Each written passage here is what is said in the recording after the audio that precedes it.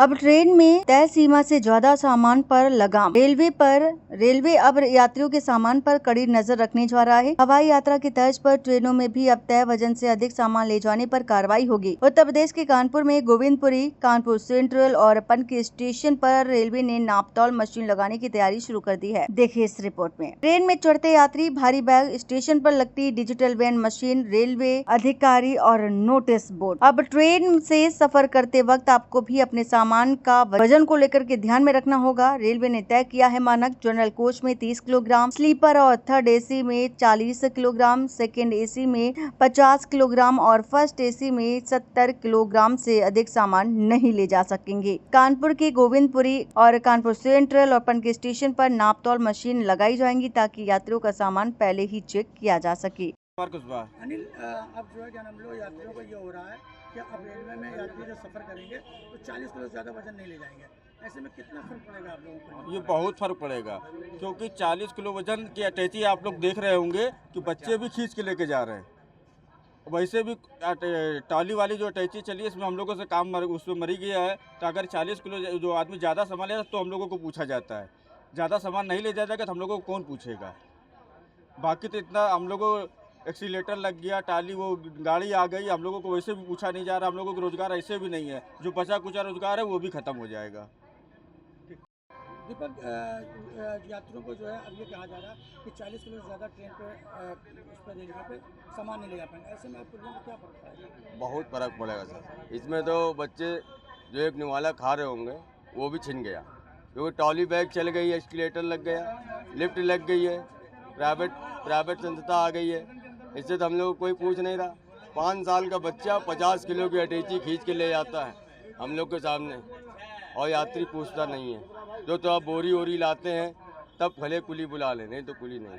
इस समय हम लोग को कगार इतनी ख़राब है कि बच्चों को अगर थोड़ा खाना खिला दे रहे हैं तो कपड़े नहीं, अब कपड़े पहना दे रहे हैं तो खाना नहीं। इसलिए रेल से हमें गुजारिश यही है कि हम लोग को 8 के तहत परमानेंट किया जाए। भाई, अब रेलवे भी जो है हवाई जहाज के तर्ज पे यात्रियों को लेकर के 40 किलो से ज़्यादा वजन ले जाने में पेनल्टी लगा रही है। ऐसे में आप कुलियों को क्या फर्क पड़ेगा? हम लोगों को सबसे बड़ा फ़र्क ये है कि हम लोग को जो सामान ही नहीं यात्री लेके जाएगा तो हम लोग को रोज़गार कैसे चलेगा। अगर सामान यात्री ले जाएगा तभी तो रोज़गार चलेगा, क्योंकि पहले तो एक्सीलेटर, लिफ्ट और बीओसी जो चल रही है उससे जो हम लोग का बिल्कुल काम खत्म हो चुका है। पूरी ऐप माई जरिए जो है प्राइवेट आउटसोर्स के माध्यम से जो है हम लोग का रोज़गार छीना जा रहा है। जैसे पहले ईस्ट इंडिया कंपनी आई, ऐसे धीरे धीरे पैर फंसा रही, ऐसे इस समय जो है पैर फंसाया जा रहा है, प्राइवेट कंपनियों का आउटसोर्स के माध्यम से दिया जा रहा है। हम लोग का बिल्कुल रोज़गार खत्म हो गया है। इसलिए अगर यात्रियों का जब सामान नहीं ले जाएगा तो हम लोग का रोज़गार तो बिल्कुल खत्म हो गया है। इसलिए हम लोग सरकार से गुहार लगा रहे हैं कि हम लोग को सरकार सरकारी नौकरी देते, हम लोग का जो है कल्याण हो जाए। जैसे 2008 में लालू यादव नौकरी देते, आज हम लोग पूरे भारतवर्ष के कुली डीआरएम साहब को ज्ञापन देंगे, जिस ज्ञापन में रेलवे बोर्ड द्वारा जांच कराई जा रही है। उस जांच में साफ लिखा हुआ है कि क्या कुलियों का काम खत्म हो गया। हाँ, ये सत्य है कि कुलियों का काम बिल्कुल खत्म हो गया है, और हम लोग यही चाहते हैं कि हम लोग को रेलवे में परमानेंट कर दिया जाए, और आप आउटसोर्स या प्राइवेट ठेकेदार से कोई दिक्कत नहीं है। लेकिन हम कुलियों को बिल्ला पैसे सभी को नौकरी दे दिया जाए रेलवे में, संयोजन कर, हमें कोई दिक्कत नहीं है। लेकिन सामान यात्री ले जाएगा तभी तो हम लोग का रोजगार चलेगा। जब सामान नहीं ले जाएगा तो हम लोग रोजगार बिल्कुल नहीं चलेगा। महोदय, आप लोग से विनम्र निवेदन है कि आप हम लोग को सरकारी नौकरी में दिलाया जाए। रेलवे से हम लोग की यही अपील। धन्यवाद। हवाई जहाज के तर्ज पे अब ये कहा जा रहा है कि जो भी पैसेंजर जाएंगे वो एक लगेज निर्धारित लेके जाएंगे। ऐसे में क्या पूरा मामला है, किस तरीके से?